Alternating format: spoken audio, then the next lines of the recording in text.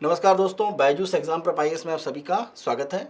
आज के दैनिक क्विज में द हिंदू तथा पीआईबी से संबंधित प्रमुख समाचारों के आधार पर हम प्रारंभिक परीक्षा के अभ्यास प्रश्न आपको देंगे। साथ साथ विगत वर्षों में यूपीएससी की प्रारंभिक परीक्षा से एक अभ्यास प्रश्न और आज के महत्वपूर्ण तथ्य की हम चर्चा करेंगे। आज के दैनिक क्विज को हम पहले प्रश्न से प्रारंभ करें उससे पहले आप लोगों के लिए महत्वपूर्ण सूचना है। आज के हमारे समाचार विश्लेषण जो द हिंदू समाचार पत्र से संबंधित होता है, उसमें अगर हम देखें तो हमारे अंतिम जो 2 आर्टिकल थे उसके डिस्कशन में एक तरह से हम टेक्निकल रूप में कोई समस्या आ गई तो वो आपको प्रस्तुत नहीं कर पाए। तो कल हमारा जो समाचार विश्लेषण दोपहर 12 बजे रहेगा उसमें उन दोनों आर्टिकल को हम चर्चा करेंगे। तो आप कल के हमारे समाचार विश्लेषण में जो आज के 2 आर्टिकल बचे हुए उनकी चर्चा देख पाएंगे। पहले प्रश्न को देखते हैं दैनिक क्विज में। नागरिकता संशोधन अधिनियम 2019 के संदर्भ में, तो इसके संदर्भ में आप देखें कुछ कथन आपको दिए गए हैं। सीए यानी नागरिकता संशोधन अधिनियम भारत के सभी पड़ोसी देशों के हिंदुओं, सिख, बौद्ध, जैनियों, पारसियों और ईसाइयों के लिए तेजी से नागरिकता प्राप्त करने का मार्ग प्रदान करता है। देखिए, ये धर्म यहाँ पर 6 हैं, ये तो बिल्कुल सही है, लेकिन अगर हम यहाँ पर बात करें सभी पड़ोसी देश तो ऐसा नहीं है। केवल यहाँ पर पाकिस्तान, बांग्लादेश और अफगानिस्तान, इस आधार पर पहला कथन यहाँ पर गलत हो जाता है। दूसरा, भारतीय कानूनों के अनुसार भारतीय नागरिकों को दोहरी नागरिकता की अनुमति नहीं है, तो ड्यूअल सिटीजनशिप हमारे यहाँ अलाउड नहीं है, तो ये कथन सही है। सीए नियमों के अनुसार आवेदकों को अपनी मौजूदा नागरिकता छोड़ने की आवश्यकता नहीं है, यानी पाकिस्तान, बांग्लादेश, अफगानिस्तान के जो नागरिक हैं अगर वो भारत में एक तरह से नागरिकता प्राप्त करते हैं तो इस कानून में ये नहीं कहा गया है कि अपनी जो ओरिजिनल नागरिकता की स्थिति है उसको छोड़ें। तो यहाँ पर ये तीसरा कथन भी सही है। केवल 2 कथन सत्य हैं, तो उत्तर हमारा बी, केवल यानी सिर्फ 2 कथन यहाँ पर सही हैं। प्रश्न का आधार प्रमुख रूप से क्या है? प्रश्न का आधार ये है कि सुप्रीम कोर्ट में आप देखें कि एक अपील यहाँ पर दायर की गई है जिसमें यह कहा गया है कि अगर जो भी पाकिस्तान, बांग्लादेश, अफगानिस्तान के अल्पसंख्यक समुदाय जो 6 हैं उनसे संबंधित लोग अगर भारत में इस नागरिकता संशोधन अधिनियम के माध्यम से नागरिकता प्राप्त करते हैं तो यहाँ पर ऐसा कोई नियम नहीं है इस कानून में 2019 में कि उनके अपने और जो देश ओरिजिनल है वहाँ की जो नागरिकता है वो एक तरह से हट जाए और इस आधार पर उनके पास एक दोहरी नागरिकता होगी। और भारत में आप देखें जो नागरिकता कानून है 1955 का, उसमें प्रमुख रूप से अगर हम देखें आर्टिकल 9 की एक तरह से बात करें तो यहाँ पर स्पष्ट रूप से ये माना जाता है कि जो भी एक तरह से दोहरी नागरिकता की स्थिति है वो यहाँ पर एक तरह से प्रतिबंधित है। तो इस आधार पर कहीं ना कहीं इस कानून में अगर नागरिकता दी जाती है तो वो दोहरी नागरिकता जैसी स्थिति होगी और वो सही नहीं है। इसी आधार पर आप देखें सुप्रीम कोर्ट में यहाँ पर एक मामला गया है। तो यहाँ पर अब ये ध्यान रखें कि आर्टिकल 9 अगर हम संविधान की बात करते हैं, साथ साथ अगर हम सिटीजनशिप एक्ट 1955 की बात करें तो आप फिर से इसे समझ लें। आर्टिकल 9 की बात करें भारतीय संविधान और 1955 का जो हमारा नागरिकता कानून है, दोनों के अनुसार दोहरी नागरिकता भारत में एक तरह से स्वीकार्य नहीं है। दूसरा प्रश्न, निम्नलिखित में से कौन सी रिपोर्ट आईएमएफ द्वारा प्रकाशित की जाती है? देखिए, अगर हम आईएमएफ की तरफ से रिपोर्ट की प्रमुख रूप से बात करें तो वर्ल्ड इकोनॉमिक आउटलुक रिपोर्ट है। साथ साथ अगर हम देखें तो यहाँ पर ग्लोबल फाइनेंशियल स्टेबिलिटी रिपोर्ट। अगर हम ग्लोबल इकोनॉमिक प्रोस्पेक्ट की यानी आर्थिक संभावना की रिपोर्ट की बात करें तो इससे ध्यान रखिए कि इसको वर्ल्ड बैंक के द्वारा जारी किया जाता है। तो इस आधार पर अगर हम देखें तो विश्व आर्थिक आउटलुक, साथ साथ वैश्विक वित्तीय स्थिरता रिपोर्ट, ये दोनों आईएमएफ का, और वैश्विक आर्थिक संभावना ये विश्व बैंक की एक तरह से रिपोर्ट है। इस आधार पर हमारा उत्तर हो जाता है सी, 1 और 3, ये दोनों अंतर्राष्ट्रीय मुद्रा कोष की रिपोर्ट है।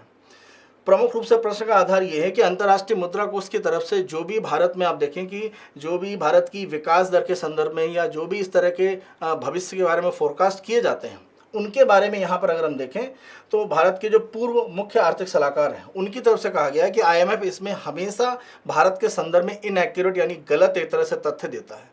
तो ये यहाँ पर अंतर्राष्ट्रीय मुद्रा कोष के जो आंकड़े हैं उन पर एक तरह से सवाल उठाया गया है। तीसरा प्रश्न देखते हैं, पीएम सूर्य घर मुफ्त बिजली योजना के संदर्भ में निम्नलिखित कथनों पर विचार करें।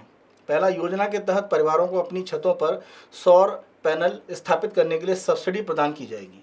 तो यहाँ पर आप ध्यान रखें 3 किलोवाट तक के अंदर अगर क्षमता है तो उसमें सब्सिडी यहाँ पर दी जा रही है। तो पहला कथन सही है।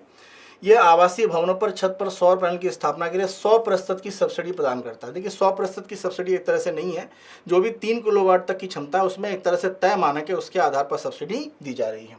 ये योजना विद्युत मंत्रालय द्वारा क्रियान्वित की जा रही है। तो प्रमुख रूप से आप यहाँ पर ध्यान रखें, जब हम एक तरह से बात करते हैं तो ये दूसरा कथन तो हमारा असत्य है, तीसरा भी आप देखें असत्य है, क्योंकि यह विद्युत मंत्रालय की तरफ से नहीं। अगर हम बात करते हैं प्रधानमंत्री सूर्य घर मुफ्त बिजली योजना, तो ये नवीन और नवीकरणीय ऊर्जा मंत्रालय यानी ministry of new and renewable energy के द्वारा एक तरह से संचालित है। तो इस आधार पर ये विद्युत मंत्रालय वाला कथन भी यहाँ पर गलत है। तो दूसरा और तीसरा ये दोनों कथन गलत है, केवल पहला सत्य है। तो उत्तर हमारा सी, केवल 1 यानी पहला कथन सत्य है।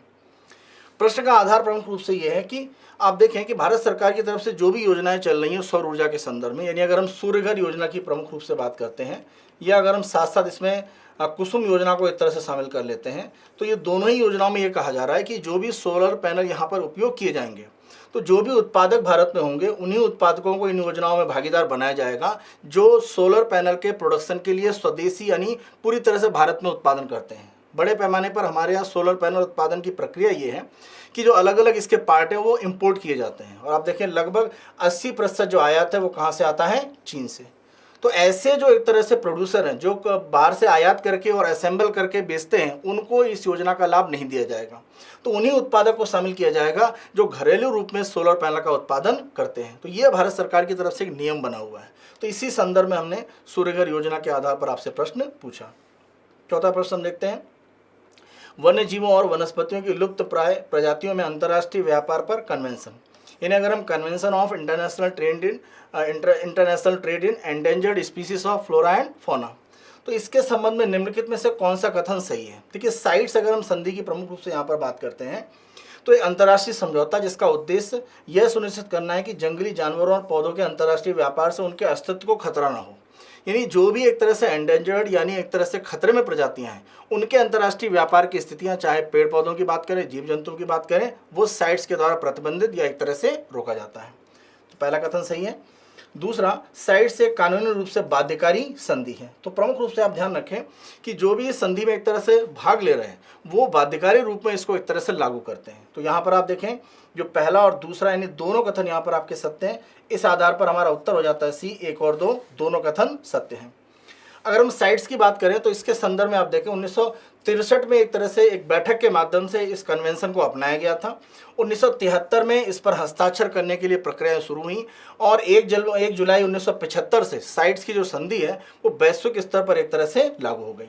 इसे आप देखें वॉशिंगटन कन्वेंशन के नाम से भी जाना जाता है, यानी वॉशिंगटन में बैठक के माध्यम से ही इसके संदर्भ में प्रक्रियाओं को एक तरह से आगे बढ़ाया गया। तो साइट्स महत्वपूर्ण एक तरह से आप देखें जैव विविधता संरक्षण के लिए काम करती है। दैनिक क्विज के दूसरे भाग में विगत वर्षों की प्रारंभिक परीक्षा का अभ्यास प्रश्न हम देखते हैं। आज 2017 की प्रारंभिक परीक्षा का प्रश्न हमने लिया है। भारत की संसद मंत्रिपरिषद के कार्यों पर नियंत्रण रखती है। स्थगन प्रस्ताव, प्रश्नकाल, पूरक प्रश्न। देखिए अगर मंत्रिपरिषद के कामों की बात करें तो मतलब किसी भी एक तरह से मंत्रालय से संबंधित जो भी कार्य हैं अगर उनके संदर्भ में प्रश्न पूछे जाते हैं या किसी तरह का मान लीजिए कोई योजना सरकार की उस पर किसी भी तरह से मान लीजिए संसद सदस्यों को कोई विरोध है तो स्थगन प्रस्ताव के माध्यम से संसद को रोककर उस पर चर्चा कराना, तो ये मंत्रिपरिषद यानी जो काउंसिल ऑफ मिनिस्टर है उसके कार्यों पर एक तरह से एक नियंत्रण रखने जैसी स्थिति है। तो चाहे स्थगन प्रस्ताव हो, प्रश्नकाल हो या पूरक प्रश्न हो, यानी जो मुख्य प्रश्न होते हैं उसके जो सप्लीमेंट्री प्रश्न होते हैं वो भी कहीं ना कहीं जो मंत्रिपरिषद होती है उनके कार्यों को एक तरह से चेक करने की स्थिति को लेकर आते हैं। तो ये कहना कि कार्यों पर नियंत्रण की स्थिति रखते हैं, तो ये तीनों ही कथन इसमें आ जाते हैं, स्थगन प्रस्ताव, प्रश्नकाल और पूरक प्रश्न। इस आधार पर उत्तर हमारा हो जाता है डी, सभी 1, 2, 3। आज के तथ्य को हम देखते हैं। तो आज के तथ्य में हमने पूर्ण सूर्य ग्रहण के संदर्भ में बात करी है, क्योंकि कल की अगर हम बात करें 8 अप्रैल को तो एक पूर्ण सूर्य ग्रहण की स्थिति बन रही है। तो जब भी हम पूर्ण सूर्य ग्रहण की स्थिति की बात करते हैं तो आप ध्यान रखें कि यहाँ पर अगर हम सूर्य की स्थिति को देखें, पृथ्वी और साथ साथ अगर हम चंद्रमा की बात करें तो चंद्रमा आप देखें प्राकृतिक रूप में एक उपग्रह है पृथ्वी का और पृथ्वी के चारों ओर चक्कर लगा रहा है। तो एक ऐसी स्थिति आती है जहाँ पर आप देखें कि चंद्रमा वो पृथ्वी और सूर्य के बीच में आ जाता है। तो आप देखें ये जो स्थिति यहाँ पर है ये एक छोटा ऐसा इलाका है जहाँ पर सूर्य का जो प्रकाश है वो बिल्कुल एक तरह से नहीं पहुँच रहा। आप देखें जब ये बिल्कुल ब्लैक हो जाता है, यानी अगर हम यहाँ पर एक तरह से चंद्रमा की स्थिति की बात करें ये एक तरह से इस तरह आ जाता है कि सूर्य को पूरी तरह से ढक लेता है, क्योंकि आप देखें काफ़ी दूरी है। तो इस तरह से चंद्रमा सूर्य की तुलना में तो बहुत छोटा है, लेकिन दूरी के कारण आप देखें कि लगभग कुछ हिस्से पर ऐसा रहता है पृथ्वी का भाग जहाँ पर सूर्य का बिल्कुल प्रकाश नहीं आता है। तो ये टोटल सोलर इक्लिप्स या पूर्ण सूर्य ग्रहण की स्थिति रहती है। और ये स्थिति रहती है जब अगर हम सूर्य की सबसे बाहरी एक तरह से लेयर की बात करें, यानी इस जो कोरोना है वो भी एक तरह से हमें यहाँ पर दिखता है। तो बाहरी परत यानी ये जो स्थिति बनती है कि सूर्य को पूरी तरह से एक ब्लॉक कर देता है, अगर हम चंद्रमा की बात करें तो ये पूर्ण सूर्य ग्रहण की स्थिति को यहाँ पर दिखाता है। इसमें आप ध्यान रखें कि ये जो भाग है ये फुल शैडो का हिस्सा है, जिसको हम एक तरह से अम्बरा का भाग बोलते हैं, जहाँ पर लगभग मान के चलिए अंधेरे जैसी स्थिति है। दूसरा आप देखें आंशिक रूप में रहता है, यानी पूरी तरह से आप देखें कि यहाँ पर एक तरह से अंधेरा नहीं होता, लगभग कह सकते हैं उजाले कुछ स्थिति होती है लेकिन अंधेरा रहता है। तो इसको हम पेनम्ब्रा के नाम से जानते हैं। तो ये आपका बीच वाला जो भाग है जहाँ पर अंधेरा रहता है वो अम्ब्रा, और उसके बाहर जो एक तरह से पार्शियल आंशिक रूप में कह सकते हैं जो छाया का भाग है, यानी ये इलाका आप कह सकते हैं, तो ये इलाका एक तरह से कहलाता है पेनम्ब्रा। तो ये भी एक तरह से आपको ध्यान रखना है। यहाँ पर अगर हम वर्तमान घटना की बात करें तो ये आने वाले 8 अप्रैल यानी कल के लिए है, और माना गया है कि प्रमुख रूप से यूएसए में इसे देखा जाएगा। तो ये जो एक तरह से पाथ है इसको प्रमुख रूप से हम समग्रता का पाथ कहते हैं, यानी ये टोटलिटी का पाथ कहलाता है। यानी इन क्षेत्रों में जहाँ पर भी आप होंगे आपको टोटल सोलर इक्लिप्स यानी पूर्ण सूर्यग्रहण की स्थितियाँ दिखेगी। अन्य क्षेत्रों में यानी जो अन्य भाग हैं वो आंशिक रूप में हो सकते हैं। अमेरिका में आप देखें लगभग 15 जो राज्य हैं वहाँ पर माना जा रहा है कि टोटल सोलर इक्लिप्स की स्थितियाँ बनेंगी।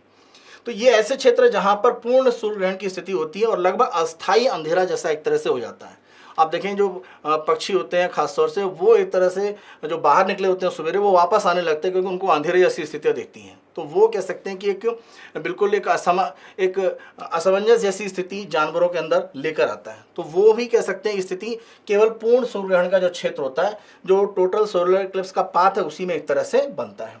तो यहाँ पर आप ये भी ध्यान रखें कि एक कुछ हिस्सा होता है जो ब्लॉक किया जाता है, यानी लाइट की अगर हम बात करें तो जितना हिस्सा ब्लॉक है वहीं पर एक तरह से लाइट का भाग है वो नहीं पहुंचता है। तो 8 अप्रैल में आप देखें तो ये अमेरिका में टोटल सोलर इक्लिप्स का भाग है वो लगभग 15 राज्यों में दिखाई देगा। तो पूर्ण सूर्य ग्रहण की इस चर्चा के साथ आज के सत्र को हम लोग समाप्त करते हैं दैनिक क्विज के, और कल के दैनिक क्विज में आप लोगों से पुनः मुलाकात होगी। आप सभी अपना बेहतर तरीके से ध्यान रखें। धन्यवाद।